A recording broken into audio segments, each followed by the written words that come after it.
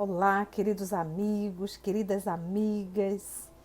Vamos lá para o nosso momento de reflexão?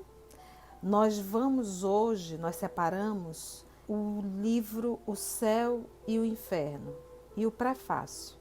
Então já pedimos a permissão e a proteção do nosso Senhor Jesus para mais um momento de reflexão. O interessante, meus amigos, no livro Céu e Inferno, prefácio, eu estou com a tradução do senhor Evandro Noletro, editora Federação Espírita Brasileira. E o que me chamou a atenção foi essa anotação do professor Allan Kardec no prefácio de o livro Céu e Inferno. E tem uma nota do tradutor bem interessante. Olha só. Este prefácio não fazia parte da quarta edição francesa de 1869 de O Céu e o Inferno, edição definitiva que serviu de base para esta tradução. Lembrando que O Céu e o Inferno ele foi publicado em 1865, a primeira edição do livro, né? Ele diz assim, olha, edição definitiva que serviu de base para esta tradução. Apareceu na primeira edição do livro, publicada em agosto de 1865.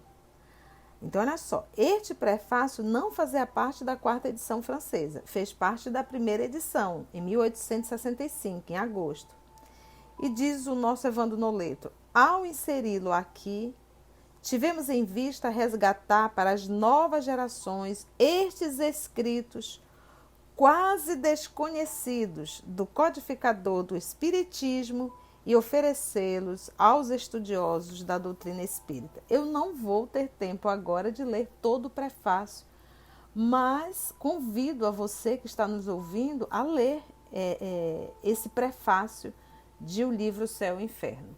Mas eu vou diretamente em um parágrafo, quase já no final do prefácio, em que o professor Allan Kardec, porque se nós observarmos nas obras da doutrina espírita, as obras da codificação, nós não vamos saber quem foi o médium que recebeu aquela comunicação. O professor Allan Kardec em nenhum momento assinou o nome do médium, colocou o nome do médium. Lembra que nós estamos falando aqui do século XIX. Então, e recordando também que o professor Allan Kardec tiveram médios que inclusive eram jovens. Mas aqui ele vai dizer e explicar o porquê que ele não colocou o nome dos médiuns. Olha só que interessante. Céu e Inferno, prefácio. Ele diz assim, as mesmas razões que nos fizeram omitir os nomes dos médiuns em o Evangelho segundo o Espiritismo, levaram-nos a omiti-los também nesta obra, que é O Céu e o Inferno, tendo em vista mais o futuro do que o presente. A importância dos médiuns é pequena, já que não se poderia atribuir-lhes nenhum mérito por uma coisa em que o espírito deles não teve qualquer participação.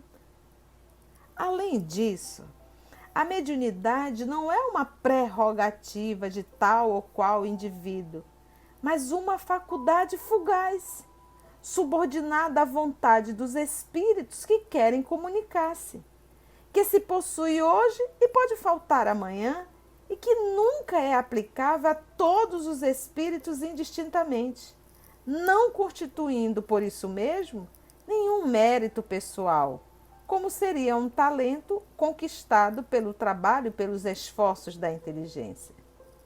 Os médios sinceros, os que compreendem a gravidade da missão que desempenham, consideram-se como instrumentos que a vontade de Deus pode aniquilar quando bem o entender, caso não atuem segundo os seus desígnios. São felizes por possuírem uma faculdade que lhes permite serem úteis, mas da qual não podem envaidecer-se.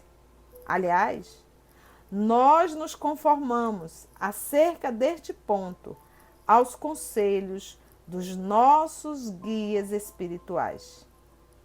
Quis a providência que a nova revelação não fosse privilégio de pessoa alguma, mas que tivesse seus órgãos por toda a terra, em todas as famílias, entre os grandes como entre os pequenos, conforme estas palavras do Evangelho, de que os médios de hoje são um cumprimento.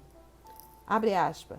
Nos últimos tempos, diz o Senhor, derramarei o meu espírito sobre toda a carne. Vossos filhos e filhas profetizarão, vossos jovens terão visões e vossos velhos sonharão. Naqueles dias, derramarei o meu espírito sobre os meus servos e servas, e eles profetizarão. Essa anotação é de Atos, capítulo 2, versículo 17 e 18. Mas o Senhor também disse, diz Kardec, abre aspas, haverá falsos cristos e falsos profetas. Fecha aspas, pede que olhe o Evangelho segundo o Espiritismo no capítulo 21. Diz Kardec, ora, esses últimos tempos são chegados. Não se trata do fim do mundo material, como a princípio julgaram, mas do fim do mundo moral, isto é, da era da regeneração. Allan Kardec. Então, olha a concepção, a seriedade, o respeito com que o professor Allan Kardec tratou e trata essa doutrina.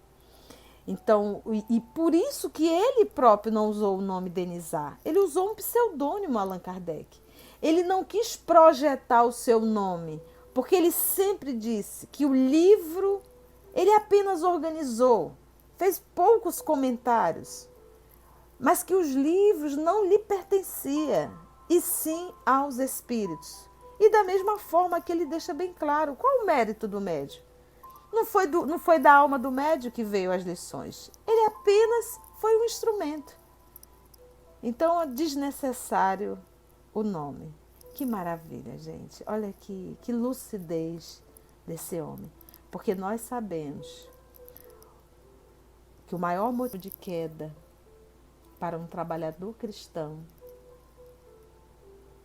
que o maior motivo de queda para um espírito que está no seu processo de evolução é a vaidade e o orgulho.